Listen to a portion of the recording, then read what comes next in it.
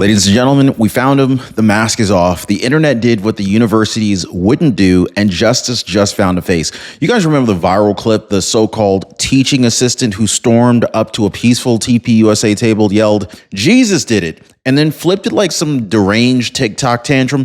Well, he thought that he could just walk away. He thought that the system would protect him like pretty much every other woke activist caught in the act. But this time, America pushed back because under President Trump's second term, the game has changed. In fact, the law is back, consequences are back, and these campus radicals, well, they're finally finding out that free speech for me, but not for thee, doesn't fly anymore. In fact, the internet sleuths went full Sherlock Holmes, traced this guy's face, his name, his job, his employer, and what they found. This was poetic justice in real time. Guys, this isn't just a meltdown. This is a career implosion, a digital manhunt that ended with the words that everybody's been waiting to hear. Fired. Okay, so tonight we're going to go ahead and dive into the story that the mainstream media tried to bury. We're talking about the Illinois State University teaching assistant by the name of Derek Lopez, the man behind the meltdown, from his Antifa-inspired post to his Jesus did it excuse to the moment that his entire life unraveled on camera. Buckle up, guys, because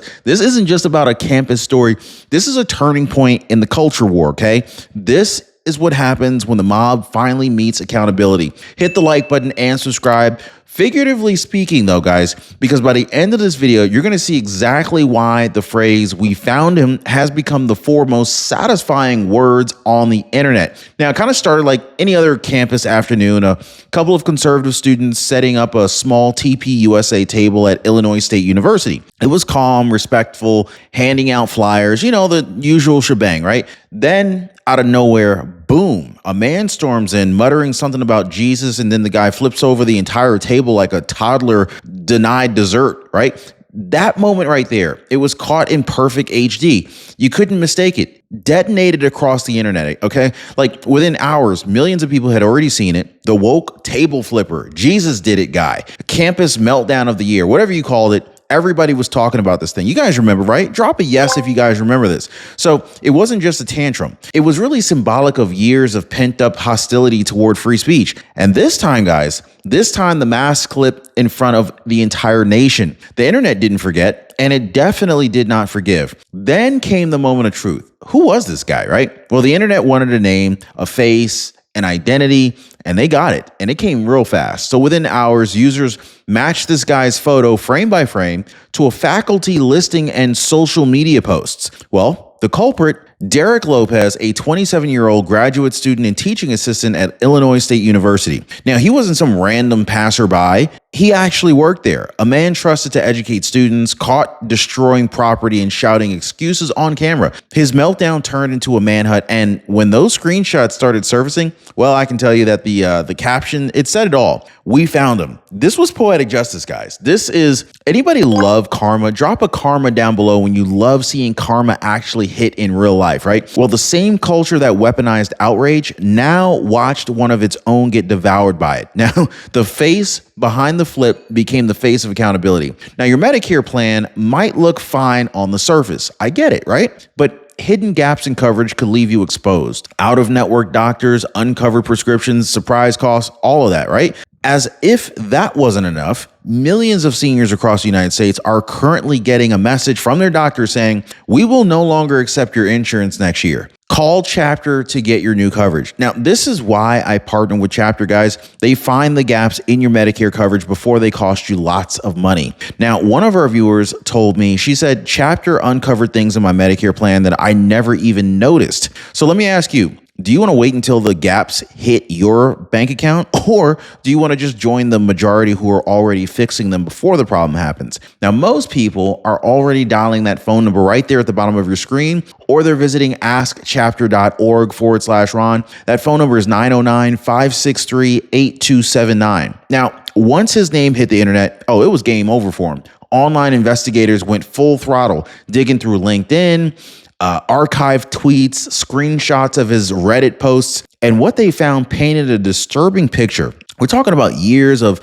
Antifa-style rants, punch a Nazi slogans and edgy pseudo-revolutionary garbage. This is the same guy who preached tolerance. He had an online trail that was dripping with hate. Conservative users began sharing side-by-side comparisons of his posts and his outbursts, showing exactly how hypocrisy looks when it melts down in public. Then came the bombshell, guys. Lopez worked for State Farm. Thousands tagged the company demanding answers. What is up with that, right? And I'm not talking about Jake from State Farm. This wasn't cancel culture. It was accountability culture, guys. When institutions turn a blind eye, the people step in. The internet became the great equalizer, exposing what happens when arrogance meets exposure in the age of Trump's America. But Derek Lopez wasn't born in a vacuum. Of course not. He was molded by a culture that's been festering for years on college campuses across America. A place where conservative thought is treated like a virus, where mob rule replaces debate, and where administrators look the other way when the tolerant left gets violent. Illinois State University is just one name in a very long list. Look at Berkeley, California. Look at Berkeley, look at Columbia, look at Michigan. You name it, guys. Campuses have become these safe spaces for censorship, echo chambers for emotional fragility. But in 2025, something changed. That tolerance for intolerance finally hit a wall. So under President Donald Trump, renewed education order, these taxpayer-funded indoctrination centers, they're being dragged into the light finally. The Derek Lopez meltdown, it wasn't an isolated act. This was a symptom of system rotting from the inside. And so now finally being disinfected by sunlight. So when Lopez shouted, "Jesus did it," before flipping over the TPUSA table, the crowd froze. Not out of fear, they weren't scared of this guy, but out of disbelief. The phrase became an instant meme, a rally cry, if you will, for mockery across social media. Millions of people were asking the question that a lot of people were asking. Well, what does this even mean? Like, what the heck is this wacko talking about, right? Well, it was the perfect snapshot of moral confusion in modern academia. This is a man justifying destruction with divine reference. The irony? Well, the same radicals who sneer at religion, they suddenly invoke Jesus to excuse the violence. Why are you pulling Jesus into this? He didn't have anything to do with your idiocy. It was blasphemy dressed as virtue.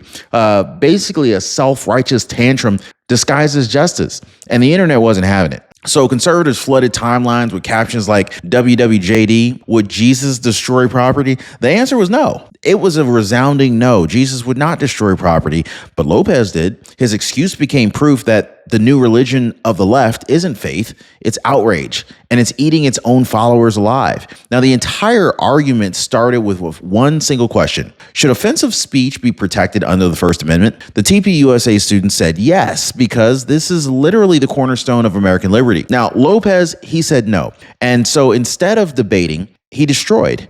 But here's the kicker, guys. Even the ACLU, historically left-leaning, has defended the right to say things that others are finding offensive.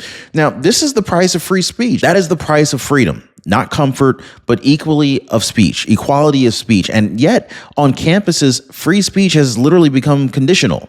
Allow for me, but ban for thee. You know what I'm saying here? Under President Trump's leadership, all of that is changing. His Education Accountability Act forced universities to protect viewpoint diversity or lose their federal funding. That sounds pretty fair to me. Drop a fair down below if you agree. Now, Illinois State just learned that the hard way. The line has been drawn. The era of emotional censorship is over. In America, speech stands or tyranny wins. Now, it didn't take very long for justice to come a knocking on the door. On October 17, 2025, Illinois State University police announced the arrest of Derek Lopez on charges of disorderly conduct and criminal damage to property. Campus Chief Aaron Woodruff released a statement that sent shockwaves through academia. He said, "We are committed to protecting the First Amendment rights and safety of everyone in our campus community." Translation: the era of unchecked activism is done. Now, for years, radicals hid behind buzzwords like expression and equity to excuse chaos. But now they're facing cuffs, not applause. The internet celebrated as the mugshot dropped, guys, a digital symbol that law and order has returned back to the classroom. Conservatives across the nation saw it as validation that free speech is sacred again, and the mobs who try to crush it will finally pay the price. Then, of course, came the fallout that burned hotter than the arrest itself. Screenshots surfaced showing Lopez's professional ties. State Farm, a household brand, all of a sudden linked to the Jesus did it outburst. Not a good look, State Farm. Then, of course, the public flooded the company's social feeds, asking one question. Is this who represents your values? Within days, reports confirmed what everyone suspected, that he was out. He was fired, gone. The irony? A man who preached justice just became a victim of it. Oh, wow. I love karma. So employers nationwide took notice. The digital age has receipts, and your online behavior can destroy your real world career. What really made it sting more here was how fast it happened. Look, one viral video, one reckless act, and all of a sudden, years of academic posturing evaporated. His meltdown didn't just end a conversation, it ended a career, his own. That's not cancel culture. That is consequence culture, and it's long overdue, right? Drop an amen down below if you agree. Now, what happened at Illinois State isn't an isolated event, folks. This is a part of a pattern. This pattern stretches coast to coast. Just weeks earlier, a masked agitator at the University of Washington dumped soda all over the TPUSA table, screaming about hate speech. I mean, unbelievable, right? Different campus, same storyline, leftist activists silencing speech with violence, then playing the victim when they get exposed. But this time, the tide is turning. The Trump administration Department of Education has quietly launched a new oversight task force investigating universities that fail to protect free expression, and it is working. Campuses are now scrambling, trying to rewrite policies, professors are being held accountable, and students are finally waking up. Now, for years, conservatives, they were mocked for demanding fairness. Now, under President Trump's second term, fairness is back in fashion, and the days of one-sided tolerance are crumbling faster than a flip table in Normal, Illinois. So it is poetic that the organization at the very center of the chaos was Turning Point USA, because this is exactly what we're witnessing. We are witnessing a turning point, okay? Across America, TPUSA chapters have exploded in growth. Their message that freedom isn't offensive, it's essential. The Derek Lopez meltdown didn't hurt their cause, it supercharged it. Membership sign-up spiked, campus applications doubled, and conservative students found coverage and unity. What was meant to intimidate turned into inspiration. And while universities struggle to contain their PR disasters, TPUSA is building an army of young patriots who refuse to be silenced. Now, under President Trump's leadership, these students aren't backing down. They're standing taller than they ever have before. In fact, the left wanted a spectacle, and they got one, but not the kind that they expected. This was their turning point, not ours. Now, every frame of this viral video screamed irony. I mean, Derek Lopez, the self-proclaimed anti-fascist, acted like the very tyrant that he claimed to oppose. He preached love and tolerance, and then he went ahead and destroyed a very peaceful display because he couldn't tolerate differing opinions. This is not activism. That is authoritarianism with a side of self-delusion. Anyway, so the left insists that they're fighting oppression, but when you look at what's really happening, when you look at their tactics, when you look at their silencing, their shaming, their destroying, they're really about oppression, okay? They're calling others fascists. Meanwhile, they themselves are behaving like brown shirts on a college squad. I mean, like, come on, right? And when they end up getting caught, they cry context or mental health instead of just taking responsibility. But America's not falling for it anymore. The hypocrisy is visible, it's recordable, and it's shareable in 4K. In fact, the same people who shout about justice for all, they can't handle the justice for themselves. And Derek Lopez, well, he just became Exhibit A in how fake virtue collapses under the weight of reality. Now, for years, campus administrators, they've shrugged as mobs tore down signs and bullied conservative students. Not anymore, guys. Under President Trump's second term, law and order is finally back, even in academia. Federal funding is now tied to protection of free expression, and the Justice Department has warned any university that permits political violence risks investigation. That's not rhetoric, okay? This is policy. We're now seeing it work. Campus police they're interfering faster. Arrests are happening sooner, and even left-leaning schools are realizing that they can't hide misconduct behind protest language anymore. Illinois State's swift action really set a brand new precedent. Destroy property, get arrested. Threaten speech, lose your platform. Accountability, it's not partisan, it's American. And here in 2025, the rule of law has officially replaced the rule of outrage. The classroom belongs to debate again, not to destruction. So what started as outrage turned into a movement. The phrase, "we found your profile, scumbag," became the rallying cry of a fed up nation. People who were tired of watching radicals hide behind anonymity while destroying what others have built. I mean, look, it was more than a meme. It was a digital awakening. Citizens realized the power of accountability in real time. Screenshots replaced spin, facts replaced feelings, and the message was very clear at this point. If you act like a thug, the truth will find you. Conservative creators, influencers, everyday Americans began sharing the story not just to gloat, but to warn people. Actions now actually have consequences, believe it or not. So under Trump, the justice system may handle the crime, but the people handle the exposure. So in a world of lies and double standard, "we found him" became a declaration that the silent majority isn't so silent anymore. So America's patience has clearly snapped. New polling this month shows that 63% of Americans, Democrats included, now reject political censorship on campus. The pendulum has swung back towards sanity.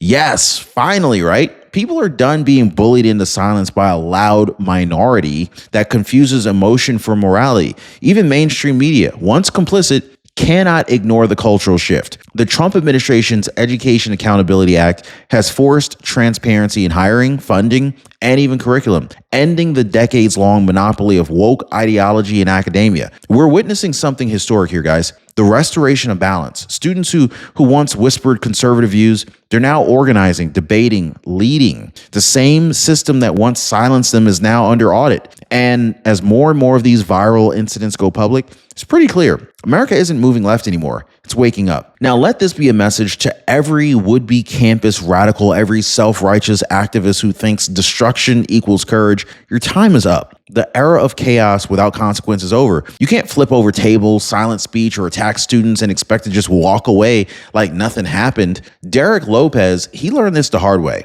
His name is public, his career is gone, and his legacy is a meme. But the bigger story isn't his fault. It's America's awakening. Under President Trump, law and order has returned, and the silent majority it's not backing down. To every future Jesus did imposter, remember, we will find you, not to cancel you, but to hold you accountable, because freedom isn't negotiable. Truth isn't violent. And the First Amendment, it's not optional.